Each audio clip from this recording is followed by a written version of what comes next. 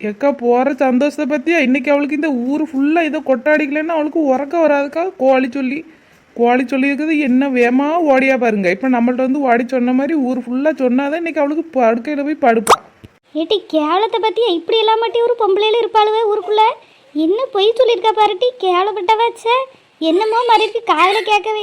ஏட்டி நான் அன்னைக்கே சொன்னேன்ல, ஒன்று சொல்லும் போதே சொன்னோம்லாட்டி இவன் நடிப்பாதான் நடிப்பா, இல்லைன்னா இவளுக்கு இங்கே உடம்பு செல்லாமலாம் போகாத அவ போடி ஆட்டத்துக்கு. தீபாவளிக்கெல்லாம் போட்ட ஆட்டத்தை பார்க்கணும், பட்டு உடுத்திக்கிட்டு வெடியை கொளுத்திக்கிட்டு என்ன ஆட்டம் போடியா. இவளுக்கா வயிற்றுல கட்டி வந்து கிடக்கு. ஏம்மா என்னதாம்மா இப்படியெல்லாம் பிராடுத்தனம் பேசுதாலுவே. ஒரு பெத்த மைனுக்கு இப்படியாம்மா நினைக்கிது. நம்ம எத்தனை பிள்ளைகள் பெற்றாலும் அத்தனை பிள்ளைகள் ஒரு போல பார்க்கணுமா, கண்ணா பார்க்கணும். மகளை ஒரு மாதிரி மைனை ஒரு மாதிரி நினைக்கலாமா. இவளுக்குலாம் என்ன மோச்சம் கிடைக்க போது. அந்த பையனோட கண்ணீர்லாம் இவ்வளோ சும்மா விடுமா. சீ விளங்காத கேடு கட்டவா. கேட்கறதுக்கே நம்மளுக்கு இவ்வளோ கேவலமாக இருக்கே. கேட்க எனக்கே என்ன கோமா வருது தெரியுமா, மனசில் ஆத்திரமா வருது. அவளும் ஒரு பொட்டை பிள்ளை பெத்தவ தானே, இப்படி இல்லாமல் நினைக்கலாம். கல் நஞ்சு பிடிச்சவா. ஏட்டி எனக்கு வர ஆத்திரத்துக்கு அவள் வீட்டில் போய் அவளை உண்டு இல்லாமல் செஞ்சிடலாமன்னு வருதுட்டி. அப்போ அவளுக்கு அவள் பிளான் போட்டு தான் நாடகமாக நடிச்சிருக்கா. என்னட்டி சொத்து தான் வேணும்னு கேட்டிருந்தோம்னா எழுதி கொடுத்துருக்கலாம்ல. யாருக்கு தேவை? தாய்தாப்பு இல்லாத பிள்ளை நம்மளை நம்பி வந்திருக்காளே, அவளை எப்படி பார்த்துக்கணும்னு அவன் நினைச்சாலும் அவள்கிட்ட இருக்கும்போது என்ன பாடா படுத்துனா இவளெல்லாம். அந்த ரெண்டு பிள்ளைகளையும் நம்ம ராணி என்ன கொடுமைப்படுத்தி அந்த வீட்டை விட்டு அட்டி வந்தா. இவெல்லாம் ஒரு பொம்பளையாக்கா. அவள் பொய் சொல்லி நடந்தது அவளுக்கு உண்மையாகவே வந்துட போகுது. வரும் டீ ஒரு நாள் வராமலாம் போகாது. அவளுக்கு வந்துதான் சாவா பாரு. இப்படியெல்லாம் பண்ணுறவி அவளும் நல்லவளாக இருந்தது பாரு, சரித்திரமே கிடையாது. இப்போதைக்கு நல்லா இருக்கமா தான் தெரியும். ஆடுது ஆட்டம்லாம் ஆடட்டும் பாரு ஒரு நாள். ஏம்மா என்னம்மா இப்படி நடந்துட்டு இருக்கு, என்ன செய்யுது ஒன்றுமே புரியலையம்மா. எனக்கு தலை சுத்தியது மாதிரி இருக்குமா. நீ என்னத்துக்கிட்டி சும்மா அதை இதையும் பற்றி யோசிச்சுட்டு இருக்க. நீ பாட்டுக்கு வா வீட்டில் இரு. அவளுக்கு என்னம்மா செஞ்சு அந்த கழுதையில் ஒளிஞ்சிட்டு போட்டோம். ஏம்மா இவியலை வீட்டை விட்டு விரட்டிட்டாவன்னு சொல்லுதா அவடேம்மா. அவனை வீட்டை விட்டு விரட்டி விட்டா எந்த ஆள் வேணாலும் போட்டும் டி. அவன் கொஞ்சம் குடிக்காமல் ஒழுக்கமாக இருந்திருந்தா உனக்கு இந்த நிலமையெல்லாம் தேவையா? அவன் கொஞ்சம் யோசிச்சு யார் என்னத்துக்கு செய்தாவா, நம்ம நல்லதுக்காக செய்தாவா இல்லை ஏதுன்னு யோசிச்சு பண்ணியிருந்தா இந்த நிலமையெல்லாம் அவனுக்கு தேவையாட்டி.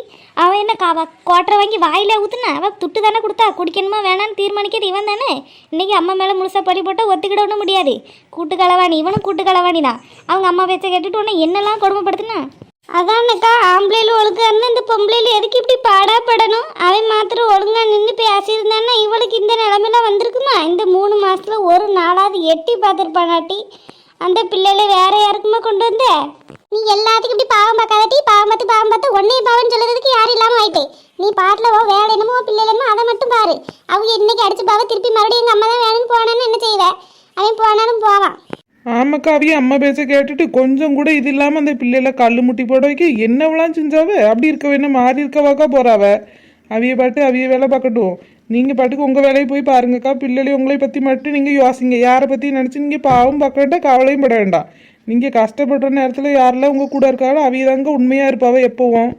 உனக்கு யாரெல்லாம் உதவி செஞ்சாவில அவில பற்றி யோசிமா. அவிய நல்லதை பற்றி யோசி. உன்னை கஷ்டப்படுத்துறத பற்றி நீ யோசிக்கவே வேண்டாம். நீ பாட்டில் போய் உன் வேலையை பாரு.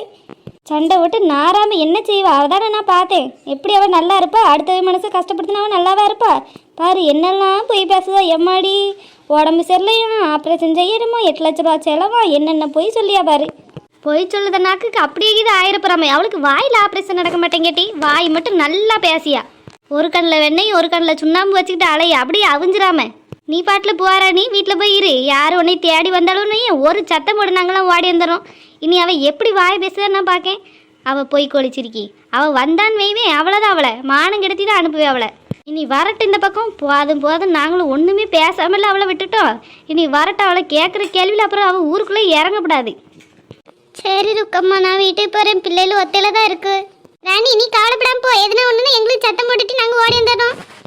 ஆமாக்கா சின்ன பொண்ணுன்னு கூப்பிட்டீங்கன்னா கூப்பிட்டு முடிக்கக்குள்ளே நான் வந்துடுவேங்க்கா. சரி சின்ன பொண்ணு.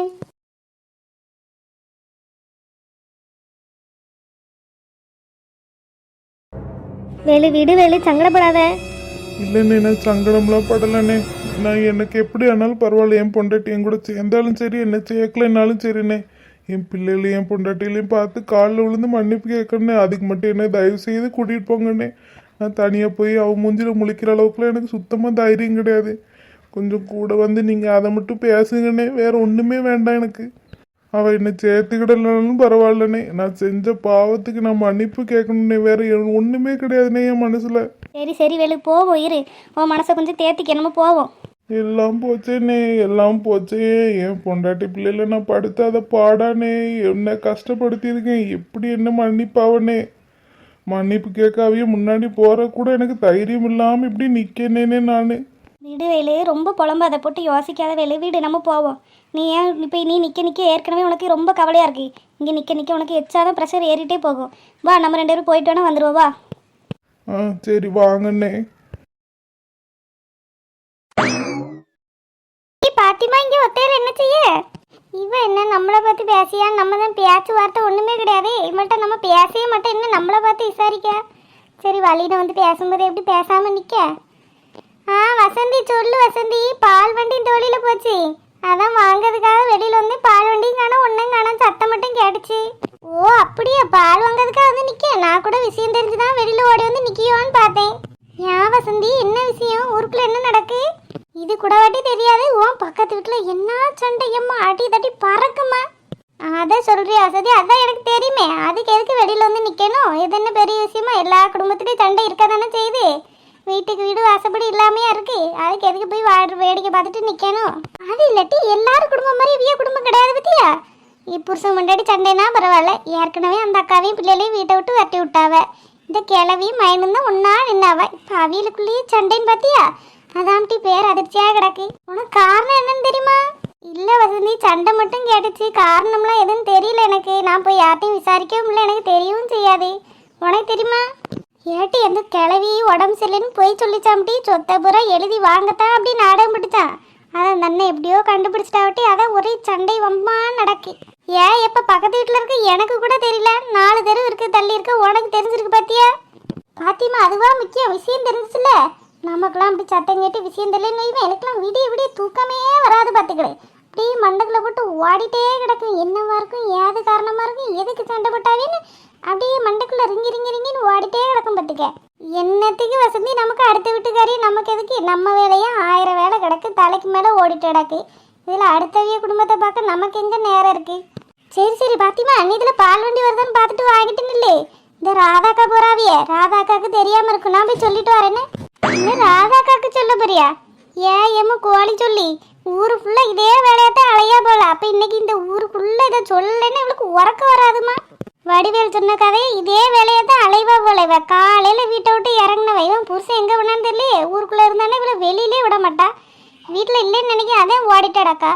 கொஞ்ச நாள் வீட்டுல ஆளையே காணாம இருந்துச்சு. இப்ப மறுபடியும் முதல்ல இருந்துல ஆரம்பிச்சுட்டா. சொல்லியாக்கு என்ன பரவா வந்துட்டு ஓடியா பாருமா. நீ அங்கேயே நெல்லு வேலு. நான் முதல்ல பேசிட்டு அப்புறம் ஒன்றும் உள்ள கூப்பிடு. அப்புறம் நீ வந்தா போதேன்னு. இதானே வீடு தெரியும்ல. நீ அங்கேயே நில்லு, நான் பேசிட்டு ஒன்று கூப்பிடேன்னு. ராணி, எம்மா ராணி. அண்ணே சொல்லுங்க அண்ணே. எப்படிம்மா ராணி இருக்க? ஞாபகம் இருக்கா என்னையெல்லாம்? உங்களையெல்லாம் எப்படின்னே மறக்காது? நல்ல ஞாபகம் இருக்குண்ணே. உங்களுக்கு தான் எங்களை ஞாபகம் இல்லாமல் போயிட்டு.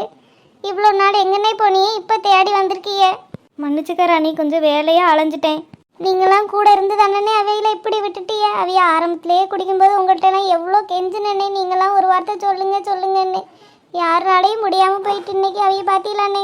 நாங்கள் எல்லாம் சொன்னோம் ராணி, சொல்லாமையா இருப்போம். சொன்னோம்மா, அவன் கேட்கல. இன்னைக்கு அதுக்கு அனுபவிக்கிறான். அவன் செஞ்சதெல்லாம் நினச்சி ரொம்ப வருத்தப்படியாமா. உங்கள்கிட்ட எல்லாம் பண்ண கொடுமையை நினச்சது ரொம்ப வருத்தப்படியாமா. இப்போ வருத்தப்பட்டு என்னன்னே பிரயோஜனம்? கண் கெட்டதுக்கப்புறம் சூரிய நமஸ்காரம் பண்ணுற மாதிரிலாம் இருக்கு. அவைய இப்போ வருத்தப்பட்டு என்ன பிரயோஜனம் இருக்கு சொல்லுங்க பார்க்கலாம். எல்லாத்தையும் இழந்துட்டு அவனே.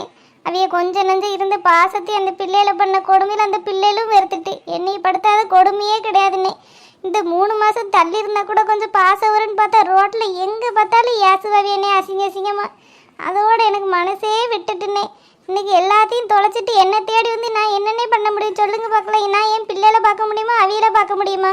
அவைய இப்படி இன்னைக்கு திருந்திட்டாவ, நாளைக்கு மறுபடியும் இதே தப்பு பண்ண மாட்டாவன்னு என்ன நிச்சயம் இருக்கு சொல்லுங்க பார்க்கலாம். வேணாண்ணே, நான் ஒதுங்கி வந்ததாவே இருக்கட்டும். நான் பாட்டுக்கு என் பிள்ளைகளும் என்னையும் பார்த்துட்டு நான் பாட்டுக்கு இருக்கேன். அவியில மட்டும் பார்த்துக்கிட்டா போதும். என்னை தேடி யாரும் வர வேண்டாண்ணே. எனக்கு மற்றவிய மாதிரி கல் மனசை யாரையும் வந்தவியில விரட்டவும் முடியாது. இவைய வந்தவனை கண்டிப்பாக நான் சேர்த்துக்கிடுவேன். அதனால என்னை பார்க்கவே வர வேண்டாம். அப்படியே போய் சொல்லுங்கண்ணே. என்னம்மா ராணி, நீயே இப்படி பேசினா அவனை யார் புரிஞ்சுக்குவா சொல்லு பார்க்கலாம். எல்லாம் புரிஞ்சுக்க வேண்டிய நீயே இப்படி அவனை தூரம் எரிஞ்சு பேசினீன்னா யாரும் அவள் புரிஞ்சுக்குவா? யாரும் இல்லாத சின்ன பிள்ளை மாதிரி நின்று அழுகையாமா. அவன் நீ சேர்த்துக்கிடணும் கூட வச்சு பார்த்துக்கிடணும்னா அவன் நினைக்கல. அவன் செஞ்ச தப்புக்கு உன்கிட்ட மன்னிப்பு கேட்கணும்னு நினைக்காமா. அதை மட்டும் ஏற்றுக்கிடுமா, இல்லைன்னா அவன் ரொம்ப நொந்து போயிடுவான். என்ன யாரையும் மன்னிக்க அளவுக்குலாம் நாங்கள் இன்னும் பெரிய அளவுலண்ணே. அவிய புரிஞ்சு நடந்துக்கிட்டா போதுண்ணே. நான் என்னத்தை மன்னிச்சு என்னத்தை செய்ய போகிறேன்? அவிய என்கிட்ட மன்னிப்பும் கேட்க வேண்டாம், எதுவும் செய்யவும் வேணாண்ணே. மன்னிப்பு கேட்கறனால செஞ்ச தப்பெல்லாம் இல்லைன்னு ஆயிட போதா, இல்லை என் மனசில் இருக்க காயம்லாம் ஆறிட போதாண்ணே. ஒரு நேரம் சோத்துக்கு கூட இல்லாமல் நான் கஷ்டப்பட்டேன் தெரியுமாண்ணே. கட்டுறதுக்கு நல்ல துணிமணி இல்லாமல் தங்க இடம் கிடையாமல் அவிய வீட்டில் இவிய வீட்லேயும் ஒட்டிக்கிட்டு நான் எப்படிலாம் கஷ்டப்பட்டிருப்பேன். என் தாய் தப்ப இல்லாமல் யாரும் இல்லாமல் யாரை நம்பி இவிய கூட வந்தேன். இவியலுக்கு 1 மாதம் 2 மாதம் வேலை கிடையாதுனாலும் நான் காட்டிலையும் மேட்லேயும் வேலை பார்த்துனாலும் அவிய கூட நின்று எல்லா சங்கடத்துலேயும் நான் கூட நின்று தானே பார்த்தேன். அவிய அம்மா பேச்சை கேட்டுட்டு என்ன கொஞ்சம் நஞ்சம் பாடாக படுத்துனாவ. அவிய அம்மா சொல்லி கொடுத்தாலும் இவியலுக்கு எங்கன்னே போச்சு. நான் ஆரம்பத்திலே சொன்னேனே, இப்படிலாம் செய்யாதையே வைக்காதையே உங்கள் நல்லதுக்கு கிடையாது, உங்களை எல்லாரும் ஏமாத்திடுவாவ, மதிப்பில்லாமல் நடக்காதையேன்னு நான் சொன்னேங்க. கேட்கலையே. அவைய பாட்டிக்காவே இஷ்டத்துக்குலாம் ஆடினாவ. இன்னைக்கு படுத பாட பார்த்தீங்களானே. நமக்கு ஆவாதனால நமக்கு காதில் கேட்கும்போது ஒரு மாதிரி இருக்குனே சங்கடமா. ராணி இப்படி மனசெல்லாம் விட்டு பேசாத ராணி. வேற என்னென்ன செய்ய சொல்லுதிய? நான் எப்படி மனசு விட்டு பேசாமல் இருக்கவே சொல்லுங்க பார்க்கலாம். இதுக்கு மேலே நடக்கிறதுக்கு என்னென்ன இருக்கு? இவ்விய வீட்டில் கல்யாணம் பண்ணி வந்து நான் படாத கஷ்டமே கிடையாதுன்னு உங்களுக்கு நல்லா தெரியும்ல. எல்லா கொடுமையும் அனுபவிச்சிட்டேனே நான். இதுக்கு மேலே நான் அனுபவிக்க எந்த கொடுமையும் இல்லை, சங்கடமும் கிடையாதுண்ணே. ராணி